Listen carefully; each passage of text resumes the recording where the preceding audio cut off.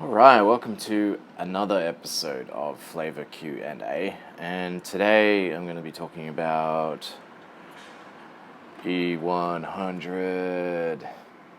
So, E100 Ektachrome is a transparency film, so it's a positive slide film, which means that once upon a time you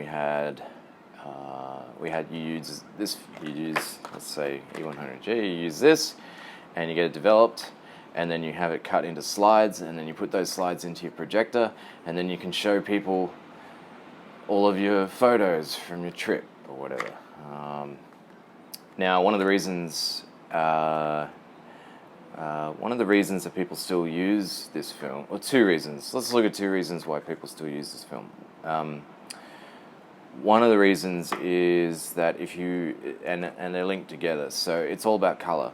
The color, the gamut, right, which is like how much, or the width of color that can be represented within the medium, is much larger than what digital ever could be. So with a roll of, say, E100, or a roll of another similar slide film, like FLAVR, for instance, you can represent more of the color palette than a comparable digital camera. Which leads me to the second point, so color, I'll have to get back to that. So once upon a time, I love that, look. Kodak, worldwide sponsor for the Olympics, and this roll has an expiry of 2009. We'll see that, yeah, 2009. So once upon a time, Kodak had two types of E100. They had an E100 VS and an E100G, and the VS was for vivid saturation, and the G was for extremely fine grain. Now they re-released, these two were discontinued, and then Kodak re-released E100, and it says extremely fine grain, which is basically what this product is, E100G. They haven't re-released this, and for good reason. I'll show you why. So that's E100G, which is amazing.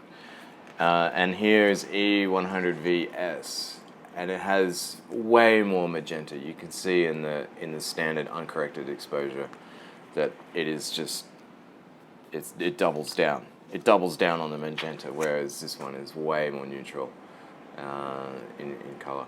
Now, so you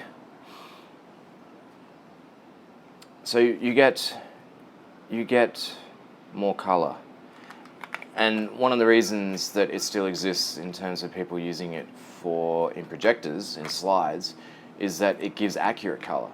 So if you're in a medical world, or if you're in you're presenting information that absolutely relies on having the most consistent and the best representational or accuracy in color, then nothing beats slide and projection as a method for showing the results of your work.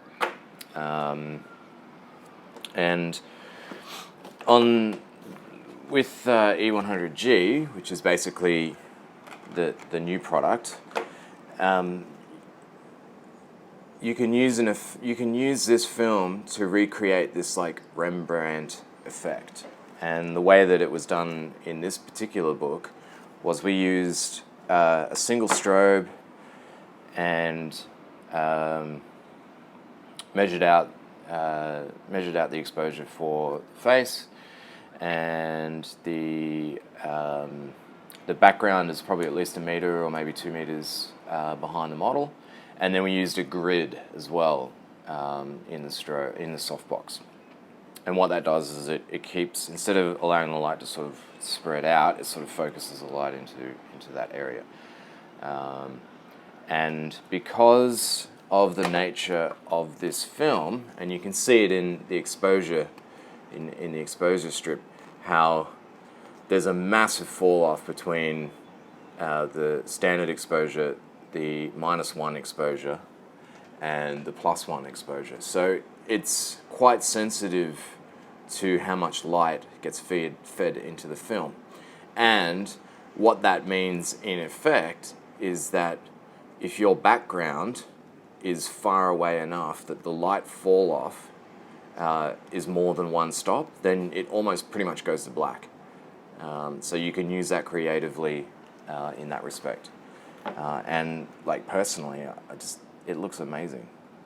It looks like a painting. It doesn't even look like a photo. It looks like a painting. So that's one of the ways that you can use slide film creatively in your images. By using a medium like this one, which has a very sort of narrow response. You feed light into the medium, and it gets to a point where it gets the best exposure, and then it decreases in capacity exceedingly quickly. Whereas, say, color negative film is more like, well, it's a bit of an exaggeration, but it's more like this, right? It's more like a gradual. And so there's a much broader range of stops that you can get a reliable result from, and it gives you that latitude. That's effectively what the latitude is that instead of having the perfect exposure narrowed between one particular area, one stop, you have a number of stops that will give you a reliable result.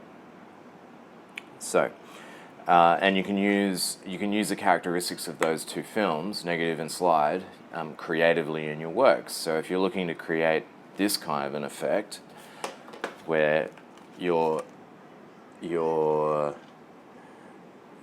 isolating your subject from the background through the medium of that particular film. Whereas if, for instance, if you're using, let's say you use Ektar will give you a much brighter result, and you can see it.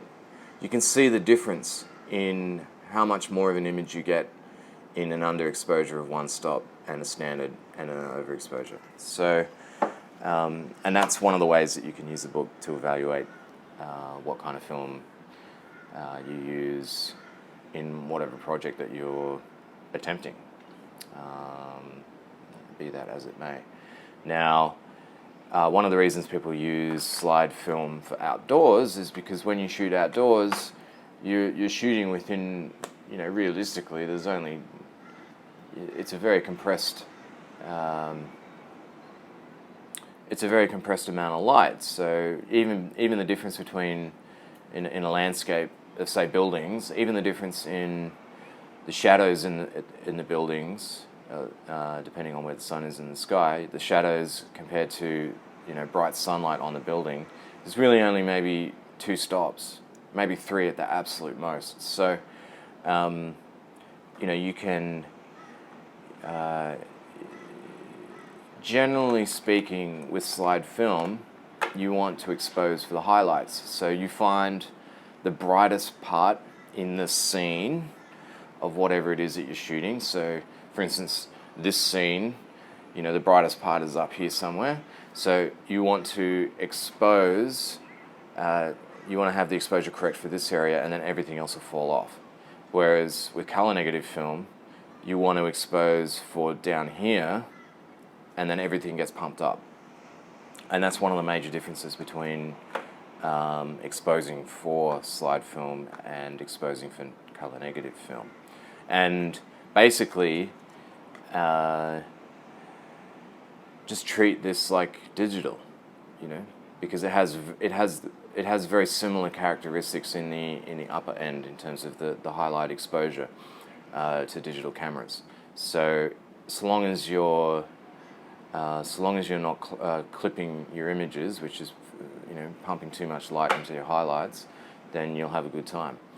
So that's it. And this E100 VS, like, this is some crazy film. Like it's so magenta Like, if you want an instant suntan for your model, then just use E100 VS.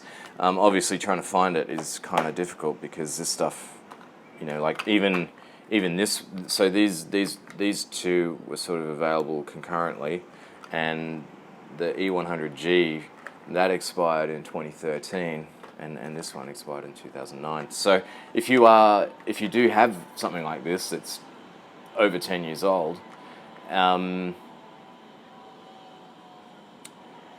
you're bordering on the point where you probably may not get the result that you're looking for. But I'll talk about that in another video and dig up some examples of what 15-year-old FLAVR looks like when you shoot it.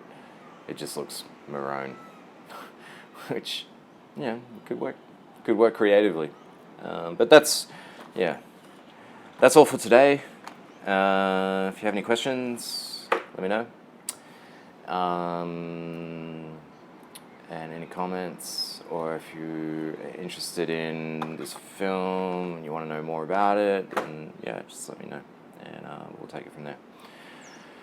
Take care, and I will see you in another video. Cheers.